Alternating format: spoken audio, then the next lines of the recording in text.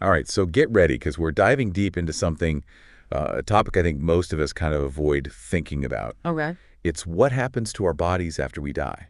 Uh-huh. Sounds a little morbid, I know, but we're going to uncover the surprisingly fascinating Okay. and, dare I say, useful afterlife of human cadavers. Interesting. We'll be exploring excerpts from Mary Roach's book, Stuff, The Curious Lives of Human Cadavers. Oh, I've heard of that one. And trust me, after this deep dive, you won't be looking at a trip to the anatomy lab the same way again. I can imagine. So, what makes this book so captivating? Well, for me, it's how Roach takes us way beyond just the squeamish factor, Yeah. She reveals how cadavers have actually advanced our understanding of like science and medicine in ways that most people just wouldn't imagine. Mm. Like we're talking surgical training, criminal investigations, Wow. even things like automotive safety. Really? It's like this hidden history of how the dead have actually helped the living. That's a really interesting way to put it. Yeah. And to kick things off, we're going to start with a rather intense anatomy class that Roach describes. Okay. Imagine, if you will, a room full of plastic surgeons. Okay. But instead of practicing facelifts on, say, mannequins, they're working on fresh, unembalmed cadaver heads. Oh, wow. That's pretty intense. Pretty wild, right? Yeah, for sure. Roach does not hold back on those details. She talks about those heads just sitting there in roasting pans. Oh, my. But it really highlights how crucial anatomical knowledge is for those kinds of delicate procedures. I can see that. Like take, for example, the malar fat pad. The what? The malar fat pad. I don't think I know that one. It's that bit of padding on your cheekbones Okay. when grandmas love to pinch. Ah, right, right.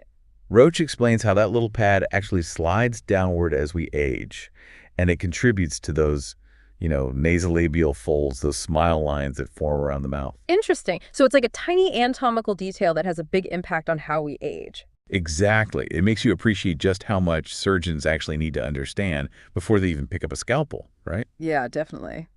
I mean, thinking about using cadavers for surgical training, it's got a pretty long history, right? Oh, yeah. And it's not always been pretty.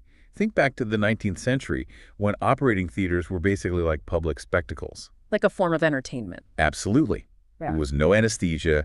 Crowds were cheering. Oh, what? People were actually betting on whether the patient would survive. That's wild. Wild, right? Yeah. And actually, Roach shares this anecdote about a lithotomy, which is a bladder stone removal, Okay. where the crowd was so rowdy they were actually yelling, "Hats off, down heads," like during the surgery. No way. It's hard to believe that's how medicine used to be practiced. Seriously. I mean, it really makes you think about modern informed consent. Oh, absolutely. Back then, patients often had no say in what happened to them, let alone whether a student got to practice on them while they were unconscious. Yikes. So we had these public surgeries, but then what about this shortage of cadavers for actual, legitimate study? Oh, that shortage actually fueled a whole other issue. It's body snatching. Oh, yeah, like grave robbing. Exactly. The demand from medical schools was so high that this whole black market for bodies just sprung up. These guys, they call them resurrectionists. Resurrectionists. Yeah, they would dig up fresh graves. Oh, wow. And they would sell the corpses to anatomists, no questions asked. That's creepy. Roach describes the whole thing in detail. The ropes, the prying open the coffins, leaving those empty graves behind. It's chilling. Imagine, going to visit a loved one's grave and finding out it had been robbed like that. It's a horrible thought. Yeah. And this whole thing got ethically really murky. Roach tells the story of Sir Astley Cooper. Okay, who was he? Well, he was this brilliant surgeon, but he was also obsessed with dissection. To the point where he had his own network of body snatchers. Network. Yeah. And some of them even supplied him with the bodies of his former patients. Wait, what? It's hard to imagine that level of dedication to your craft. But I think the most infamous case has got to be Burke and Hare. Oh, yeah, I think I've heard of those guys. Weren't they murderers? They were. These two guys, they went way beyond grave robbing. They actually started murdering people to supply fresh cadavers to this doctor. How many people did they kill? At least 16 that they know of. They would suffocate them and then sell the bodies to this Dr. Robert Knox, who didn't seem to ask too many questions about where they were coming from. So basically murder for profit and using the bodies for science? Yep. It was this gruesome enterprise, and thankfully it eventually sparked public outrage, which actually led to the Anatomy Act of 1836. What did that do? Well, that act made it legal for people to donate their bodies to science. Oh, okay. So it kind of brought the whole thing out into the open. Exactly. It's amazing how such a dark chapter in history led to this really significant shift in how we approach anatomical study, you know? Yeah, I can see that. So we've got this Anatomy Act. People can donate their bodies. But what about studying decomposition? Well, even with the Anatomy Act, the need to study decomposition led to the creation of this really unique research facility. The Body Farm. The Body Farm. Yeah. What's that? It's at the University of Tennessee. It's basically this outdoor facility where scientists actually study the stages of decomposition. Like in a lab setting. Not exactly. It's outside. It's all about understanding the process of decomposition in a controlled environment, right? Yeah. But we're talking about bodies in various settings. Under hickory trees, exposed to the elements. Exposed to the elements. Yeah.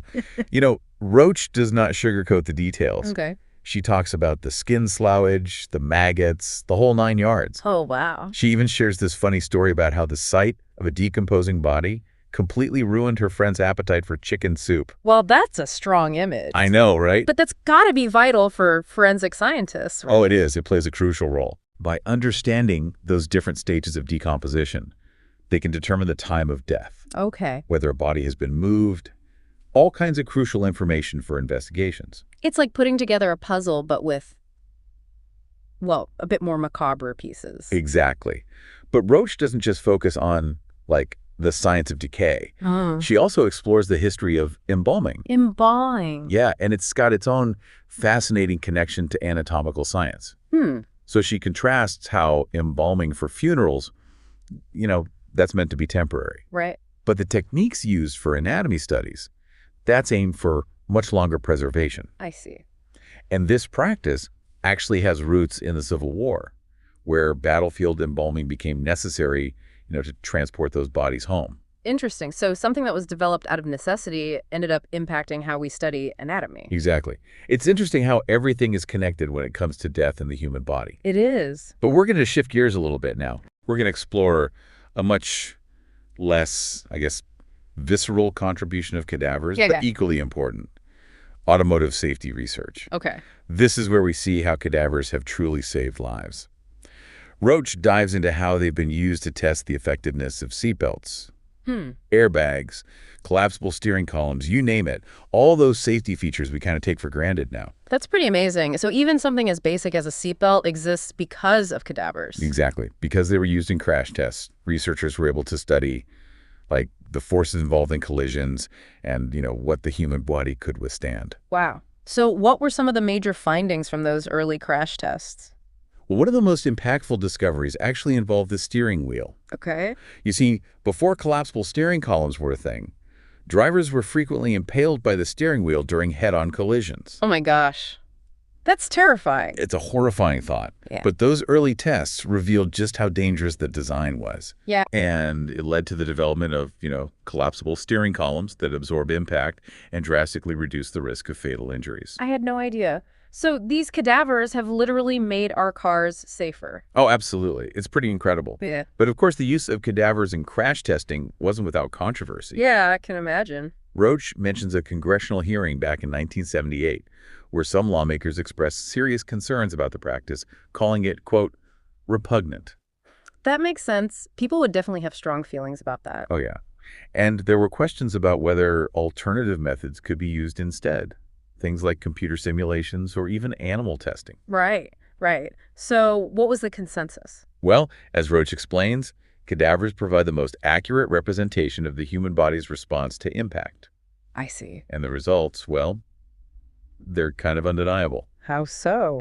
Well, one researcher actually estimated that safety improvements that stem from cadaver research save thousands of lives every year. Hard to argue with numbers like that. It really emphasizes the impact of this research, even if it makes some people uncomfortable. Absolutely. I mean, it makes sense, right? Cadavers provide the most realistic data. Exactly.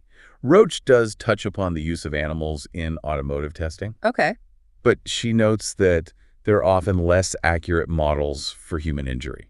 Yeah, that makes sense. Different species, different physiology. Right. And then there's also the ethical dilemma of using animals in these kinds of violent tests. Oh, for sure. That's a whole other conversation. Roach describes this one disturbing study involving baboons that were subjected to head rotations to simulate side impact crashes. Oh, wow. That, understandably, drew a lot of criticism from animal rights activists. Yeah, I can see why. It sounds pretty brutal. It was. And it kind of highlights that complex balancing act between scientific progress, ethical considerations, and public perception.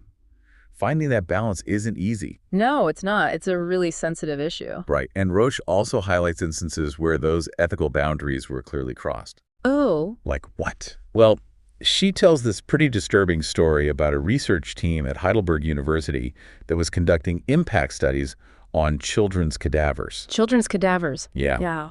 And they didn't obtain consent. Oh, no. Yeah. It's a terrible story that resulted in the facility being shut down. Rightly so. It's just a stark reminder that even with the best intentions, you just cannot cross those ethical lines. No, absolutely not. Especially when you're dealing with vulnerable populations like children. No, I agree. It's just wrong. And amidst all this, technical talk, Roach offers these glimpses into the emotional side of working with cadavers. What do you mean?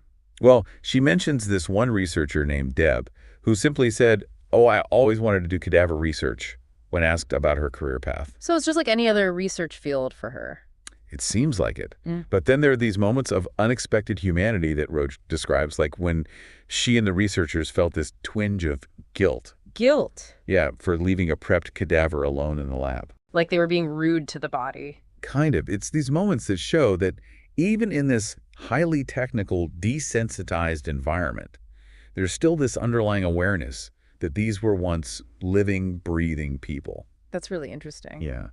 I think Roach's description of preparing UM006, that was the cadaver's designation, for a shoulder impact test really captures that. What does she say? Well, she goes into detail about the whole process. The duct tape, the winch, even how the cadaver kept slumping over. Oh, wow. It's almost like a bit of dark humor in this otherwise somber scene, Yeah, I can see that. It's that blend of humor, scientific detail, and ethical reflection that makes her writing so compelling. I agree. It allows us to confront these uncomfortable realities of death without losing sight of the respect that we owe to these silent contributors to science. I like that. Silent contributors to science. Right. It's a good way to put it. So we've seen how cadavers have shaped our understanding of car safety, but I'm curious to know more about their role in aviation. Well, that's actually where we're headed next. Oh, great. We're going to explore how cadavers have been instrumental in unraveling the mysteries of aviation accidents. Sounds fascinating. I'm ready. So we've seen how cadavers have, helped us understand car crashes, but their contribution to aviation safety is just as impactful, I think. Really? Yeah. It's not just about, recovering bodies after a crash. It's about actually using that science of injury analysis to piece together what happened. Okay. Especially when the physical evidence is, limited. I see. Roach actually introduces us to this forensic pathologist named Dennis Shanahan. Okay. He specializes in aviation accidents. So he analyzes the injuries to try to figure out how and why a plane crashed. That's pretty intense. And what's interesting is he's not the gruff, jaded coroner you might picture. Really? Yeah. Roach describes him as surprisingly polite and composed, even likable. That's not the image that comes to mind when you think forensic pathologist. Not really, no. But I guess it makes sense. You'd need a certain level of detachment to deal with, the aftermath of these horrific events. Yeah, I think so. And Shanahan actually talks about how crucial that emotional detachment is for this kind of work. He actually finds it easier to examine dismembered bodies than intact ones. Really? Why is that? Well, he says it allows him to focus on the science, the tissue, rather than the tragedy, the person. That's a perspective I hadn't considered. It's pretty heavy stuff. And Roach actually uses the case of Flight 800, that TWA flight that exploded off Long Island back in 1996, to kind of illustrate how crucial that injury analysis can be. Right. Wasn't that a huge tragedy? It was. And there were so many conspiracy theories surrounding that crash. Oh, yeah, I remember that. But Shanahan's analysis actually helped to debunk them. So what did his analysis show? Well, he found that most of the passengers' injuries were consistent with what he called extreme water impact, meaning they were likely killed by the force of hitting the water after the plane broke apart in midair. So they didn't die in the explosion. It seems that way, yeah. Roach goes into detail about those specific injuries, like aortic tears, multiple rib fractures. That's pretty grim stuff. Yeah, I can imagine. So does that mean those passengers weren't even aware of what was happening as the plane was falling? Well, it's a really tough question to answer. Yeah. But based on his experience interviewing survivors of other crashes, Shanahan believes that while some passengers might have been alive during those minutes, they were likely unconscious or in a state of shock. He talks about how people in those situations often describe this sense of, like, detachment or disorientation. I can see that. It's like the body protecting itself from the trauma, I guess. Yeah. It's amazing what we can learn from those injuries, even decades after a crash. So are there other examples of these kinds of investigations? Oh, yeah. Roach actually takes us back to the 1950s to the Comet airliner crashes. The Comet. Yeah, those were actually a turning point in aviation safety because they highlighted how important analyzing passenger injuries was, How so? especially when the wreckage itself was inaccessible. Oh. She mentions some pretty unusual experiments that were conducted during those investigations, like dropping fully clothed dummies from planes. Dummies. Why would they do that? Well, they were trying to see if their clothes would be blown off by the impact. Really? So could a plane crash rip your clothes off? Apparently so. It sounds a little out there, but they were trying to understand the forces involved and how those forces would affect the passengers. Interesting. I never would have thought of that. And it turns out, even falling from a great height can cause clothes to be, ripped off. Roach actually consulted a coroner who handled Golden Gate Bridge suicides just to confirm this. Wow, that's dedication to research. I know, right? It shows the lengths that these investigators go to in pursuit of the truth.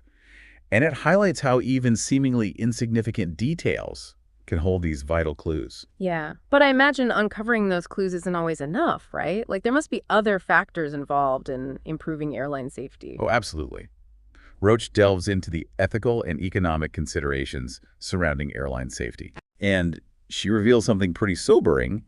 The FAA actually assigns a dollar amount to each human life saved when considering safety improvements. Really? They put a price tag on a human life. It seems so, yeah. It kind of underscores this complex reality of balancing safety with those financial constraints. She uses the example of shoulder harnesses, in airplanes. Right. They were initially deemed too expensive to implement, despite the fact that they could potentially save lives. Wow. So sometimes safety takes a back seat to budget concerns. It's a tough pill to swallow, but it seems that way sometimes. But despite those challenges, the research using cadavers in aviation safety has led to countless lives being saved. There's no doubt about that. It's a reminder that even though it's difficult subject matter, this type of research really makes a difference. It does. And speaking of difficult subject matter, Roach actually takes us into another area where cadavers have played a vital, albeit controversial, role. Okay, what's that? It's ballistics and military research. Oh, wow. So like weapons testing? Exactly. This is where we delve into the world of body armor testing. That sounds intense. Roach describes some of the early tests, like Operation Boar, which was during the Korean War, Okay. where soldiers were essentially used as living test subjects to see how well the vest performed. Oh my gosh. That's just awful. It was pretty brutal. But it shows how, research ethics have evolved over time. Using cadavers in these tests, while still ethically complex, Yeah, it offers a more controlled environment. I can see that. Roach focuses on the work of Commander Marlene DeMaio. Where's that? She studies body armor at the Armed Forces Institute of Pathology. Okay. And her research involves shooting cadavers that are wearing different types of vests. They actually shoot the cadavers. Yeah, they measure the impact forces and assess the potential for injury. So it's all about trying to improve the effectiveness of body armor. Exactly. And Roach goes into detail about how they conduct these tests, how the cadavers are fitted with sensors to record the forces involved. It's kind of fascinating in a morbid way. Yeah, it's definitely a strange juxtaposition, the scientific precision and the use of a dead body. Absolutely. So DeMaio's work is all about finding this perfect balance between protection and practicality. The vests need to be effective at stopping bullets, but also lightweight and comfortable enough for soldiers to actually wear them in combat situations. That makes sense. It's got to be a tough balance to strike. And her research has actually led to significant improvements in body armor design, Really? which ultimately translates to, fewer casualties on the battlefield. That's incredible. So these cadavers are literally saving lives even after they're gone. Exactly. But as you can imagine, This research comes with a lot of ethical considerations.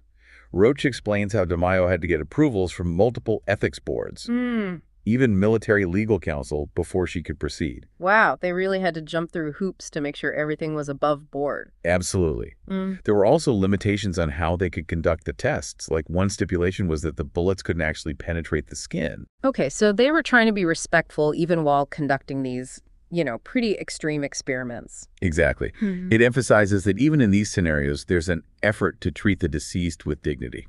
That's good to hear.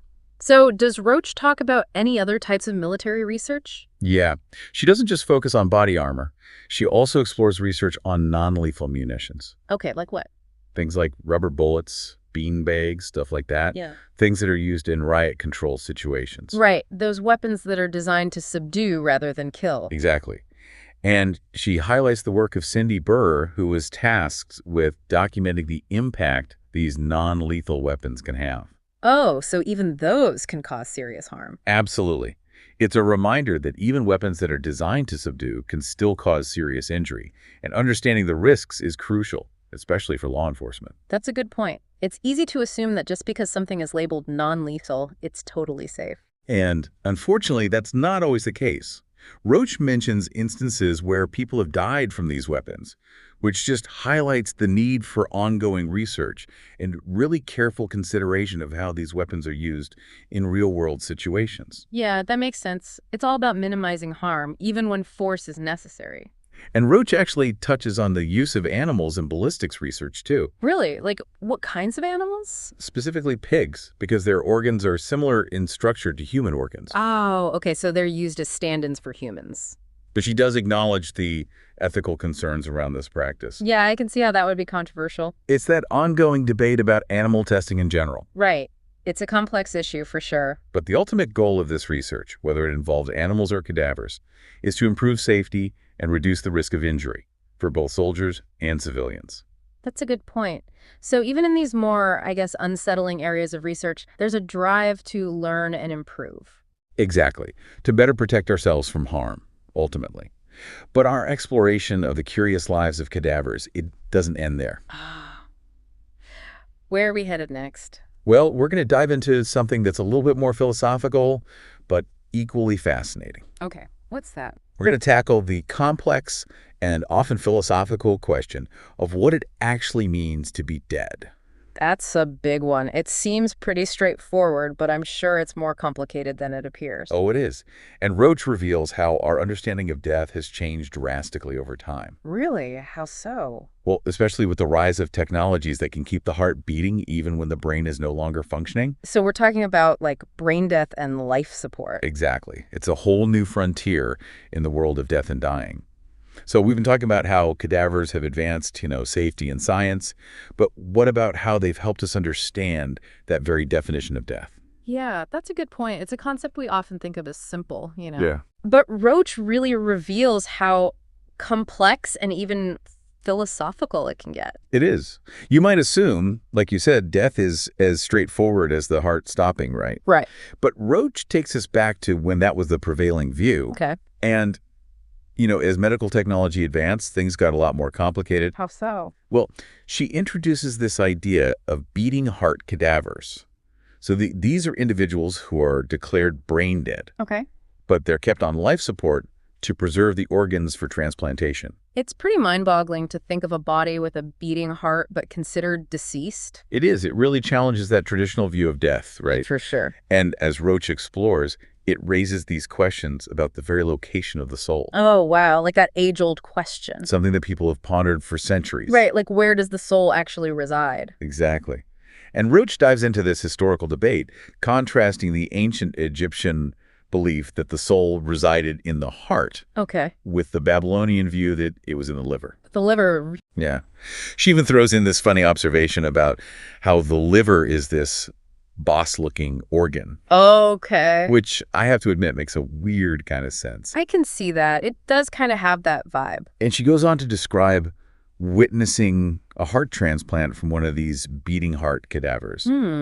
She talks about the lingering pulse, how difficult it was to reconcile that with the idea that the person is actually gone. Yeah, that must be a surreal experience, almost like watching the soul leave the body. Right. And this whole fascination with, like, pinpointing the soul's location, Yeah. it led to some truly unusual experiments. Roach tells the story of Robert White.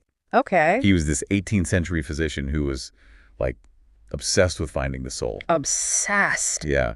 And he didn't shy away from some pretty out there methods. He removed hearts from live animals. Wow. He stimulated the hearts of decapitated ones. He even tried to reanimate a pigeon's heart by dribbling saliva on it. No way. Sounds crazy, right? It does. But it reflects that age-old question. What separates the living from the dead?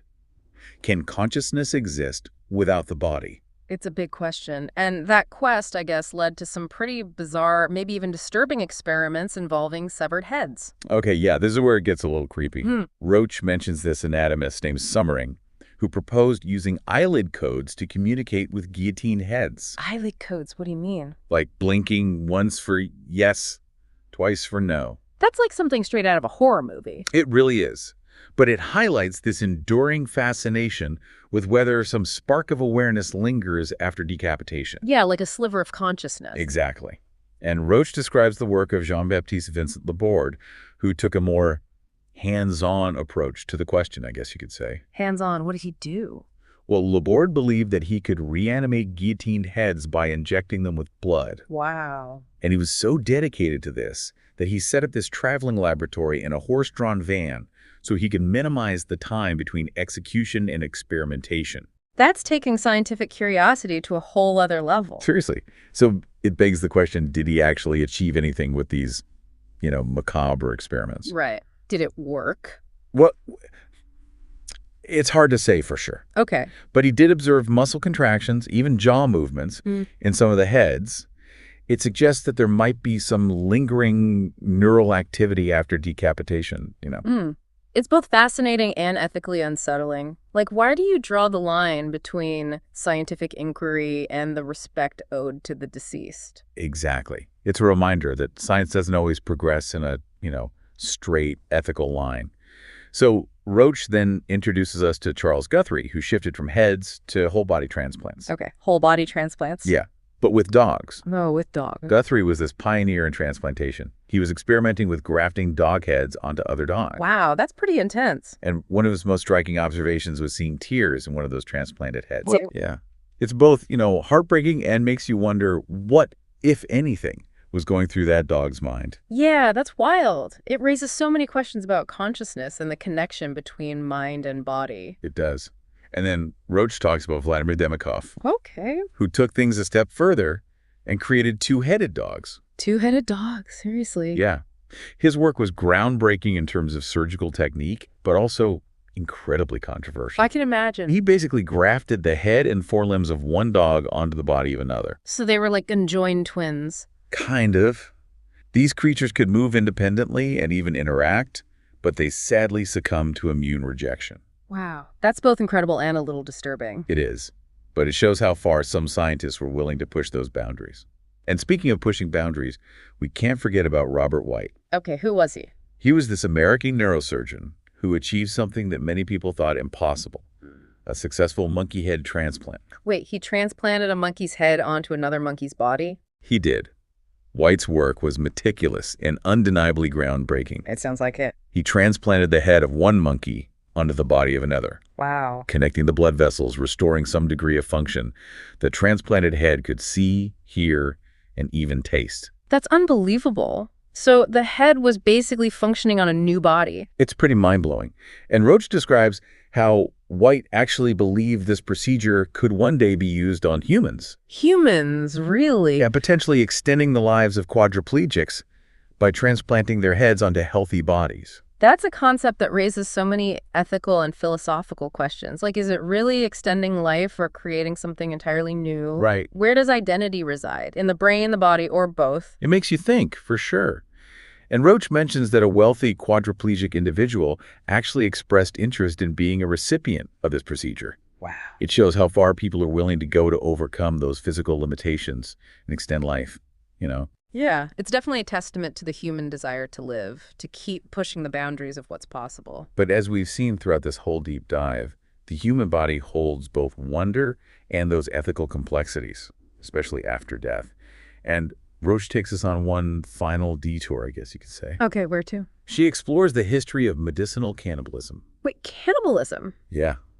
She describes how for centuries, human body parts were actually used in European and Asian medicine. You're kidding, right? Nope. We're talking mummy powder, skull moss, even human fat used as remedies for various ailments. Wow, it's a stark reminder of how different cultures have viewed the human body. It blurs the lines between medicine and, the macabre. It really does. And some of those remedies she describes are pretty disturbing, like poor sinner's fat was used to treat rheumatism. That's both fascinating and repulsive. What were they thinking? Who knows?